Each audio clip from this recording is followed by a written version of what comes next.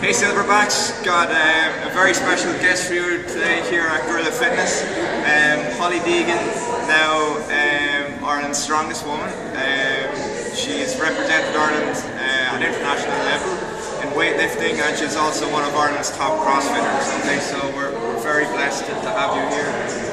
The guys have been great to learn off you, but it would be fantastic if we could get, just pick your brains a little bit, just for the benefit of the silverback gorillas out there. You're an amazing athlete, somebody to aspire to, and I think there's quite a few girls here that would like to aspire to your kind of level, particularly as you are a role model for CrossFitters everywhere. But certainly, could you just kind of give us a background on your own training and how you've got to where you are? Like for example, in terms of you've been here 2 days now, and you've been constantly mobilising in between workouts. We spent an hour this morning and we haven't even got going yet. Like obviously you place that as a priority. Yeah, definitely, especially since I got over to a bit more Olympic lifting. I went into training and I wanted to start getting more PBs when I was hitting that wall.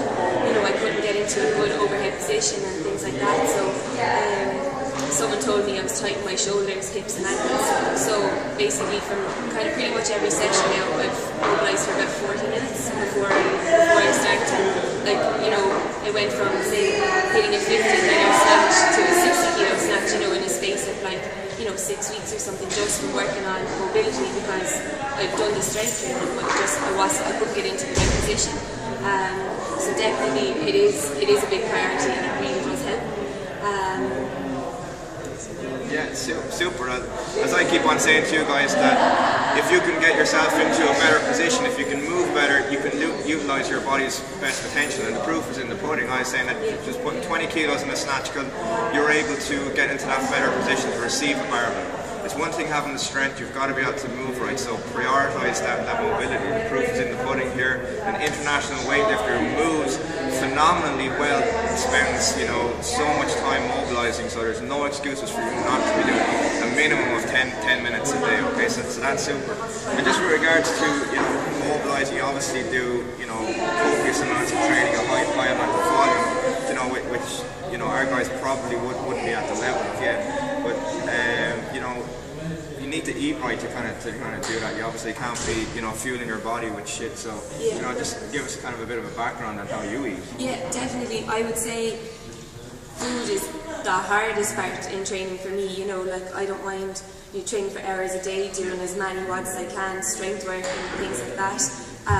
So the food part is definitely the battle, but if you eat better, you definitely train better. Yeah. So it is important, and okay, you might enjoy the piece of chocolate there at the time, but it's not going to help you long term in your trainings and stuff like that. So it does pay off to really look after your diet, and especially, I don't know if you guys have ever seen the CrossFit pyramid, but at the bottom of it, nutrition is the base, so it's the foundation for everything else that you have. So I know I need to work on it, and I try all the time and stuff like that. So definitely. But you would obviously have to have your treats. You're not obviously very anal. Oh yeah, no. I wouldn't be able to live without my treats. Definitely. Obviously, guys, we don't expect anybody to be all biblical and straight down the line. But as a whole, you need to have your foundation, which everything else is built on, which Holly obviously does. Tell me about your X factor. Is there any kind of is there anything special that you add into your programming, or is there something that you're doing different that anybody else is doing? I think even I was trying to help Jackie with it today. I always go into a WOD somewhat with a plan, and I think definitely it can help people. I'd say a chipper sometimes can seem like this massive workout, and you're looking at it, it's something like 300 reps, how am I ever going to get through it?